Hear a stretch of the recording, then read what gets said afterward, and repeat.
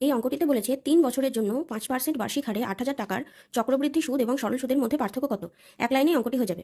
এখানে যদি শুধু ২ বছরের জন্য থাকতো তাহলে এই লাইনটি করলেই হয়ে যেত। যেহেতু ৩ বছর বলেছে তাই এটি এক্সট্রাভাবে করতে হচ্ছে। ফর্মুলাটা কি, যত টাকা বলা থাকবে সেটা গুণিত ৫%, তাহলে ৫/১০০ এবং হোল স্কয়ার হবে হচ্ছে ২, যোগ দিয়ে আবার ৫/১০০ যোগ ৩। এটাকে এবার সলভ করতে হবে। কিভাবে সলভ করব?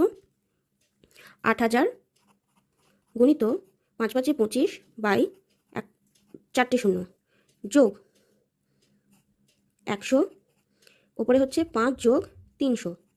এবার এটাকে সলভ করি। এখান থেকে ৩টে শূন্য কাটা, এখান থেকে 3টে শূন্য কাটা।